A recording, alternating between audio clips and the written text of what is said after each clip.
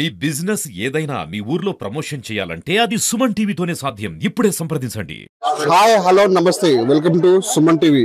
అంటే మత సమరసానికి ప్రతీకగా మొహరం పండుగ జరుపుకుంటారు. ఇది మొహరం పండుగ అనేది పీర్లనేవి 9 రోజుల పాటు జరుపుకుంటారు.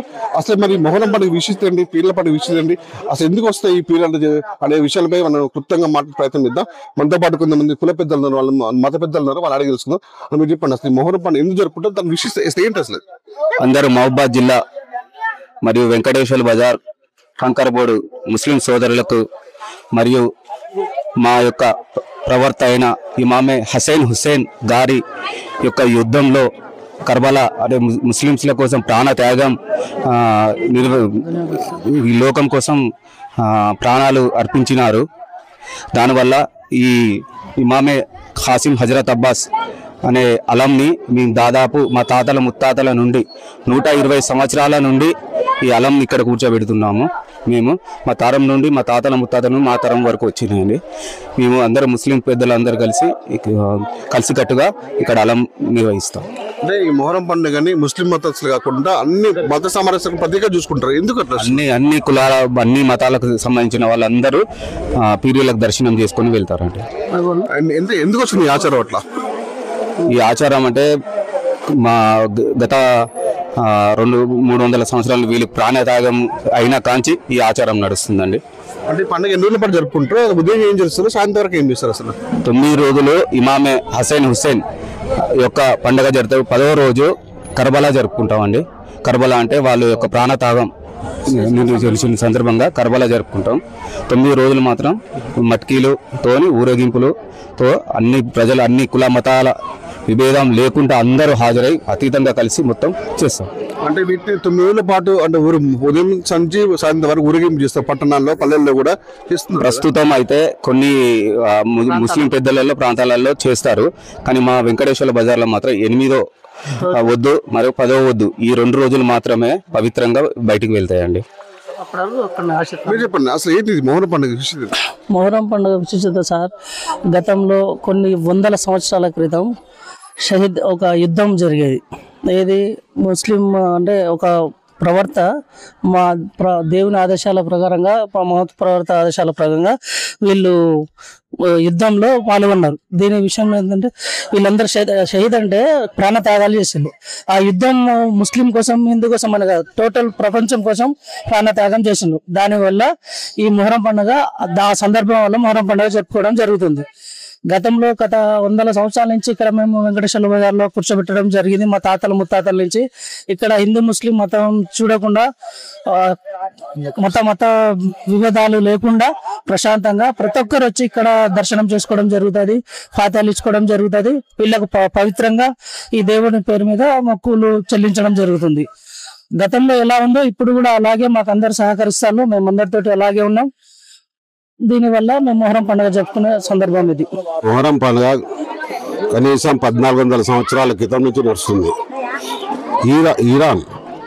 ఇరాన్ లోపల కర్బలా మైదానం లోపల త్యాగాలు ఇచ్చిన వీళ్ళు కొంతమంది దుష్టశక్తులు దాంట్లోనే వాళ్ళకు శత్రువులై వాళ్ళు నమాజ్ సజ్జాలో ఉన్నప్పుడు మనోళ్ళు ఇద్దరు ఉంటారు, హసైన్ హుస్సేన్ వారి అలీ హజరత్ అలీ అని వీళ్ళకు తాత ఇమామే ఖాసిం సయ్యద్ అబ్బాస్ మన బీబీఎలం ఈ త్యాగాల పండుగ కాబట్టి దాని ప్రతిరూపమే ఇవాళ ఈ పీరీల పండుగ.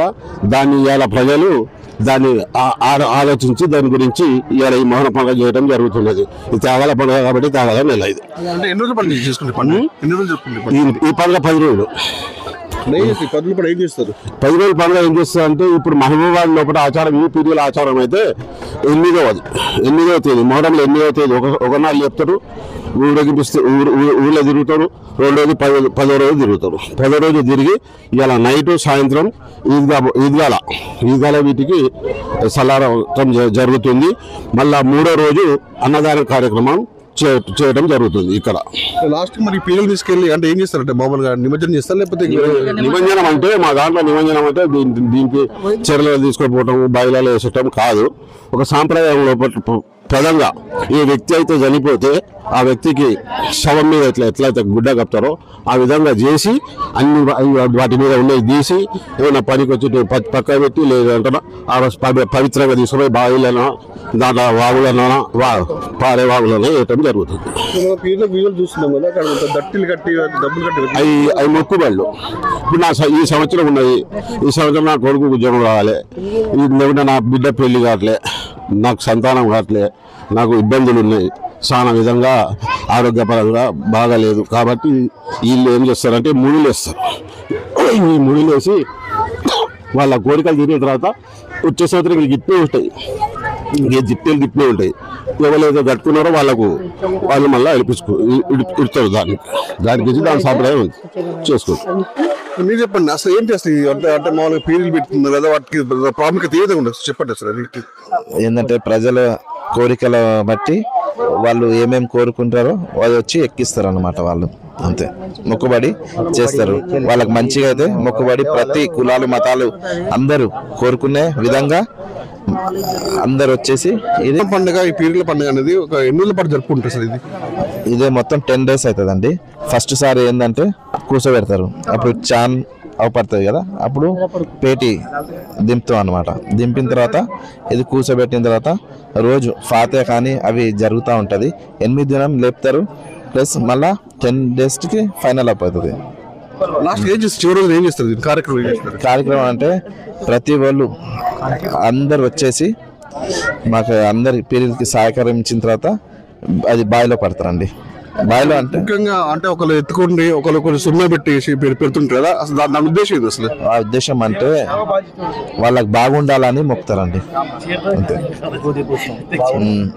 వాళ్ళు బాగుండాలని విభూతి పూస్తారు అంతే, అని అది స్పెసిఫిక్ గా ఏం లేదు. అలా బొట్టు లాగా మనం తిలకం పెట్టేలాగా కడుతుంటారు, వాటికి ప్రత్యేక పెడుతుంటారు కదా, వాటికి స్పెషల్ అసలు అవి కోరికలు మన మన మొక్కు ఉంటాం కదా, దాని ప్రకారం మొక్కుబడి లాగా అంతే. కానీ ఆ కొడుకులు అది అంత నెరవేరగల వాళ్ళ సొహదాగా వాళ్ళు ఏం చేయగలుగుతారు.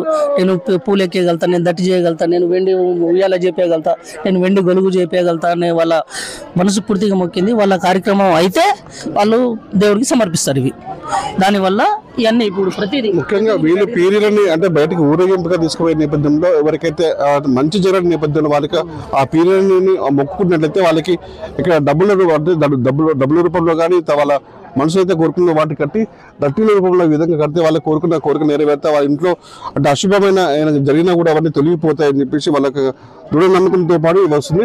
పైన మనం చూసుకోవచ్చు, కొన్ని వెండి కూడా దానికి పైన అమర్చారు, పైన నుంచి కూడా కింది వరకు కూడా తమలపాకులు అమర్చారు, పూలదండలతో పాటు వాటి పీడ్ని అమర్చేసి వెండి ఉయ్యాలు కూడా దాన్ని అమర్చారని వాళ్ళు చెప్తున్నారు. మొత్తానికైతే తాత ముత్తాల నుంచి వస్తున్నటువంటి ఈ ఆనతి మొహర రూపంలో అంటే అందరికీ కూడా అంటే మత సామ్రాజ్యానికి అందరూ జరుపుకుంటారని చెప్పేసి మత పెద్దలు చెప్తున్న పరిస్థితి ఉంది. ఇది ఇక్కడ పరిస్థితి. వీళ్ళు చేసి పునః మధు సుమన్ టీవీ, మహబూబాబాద్.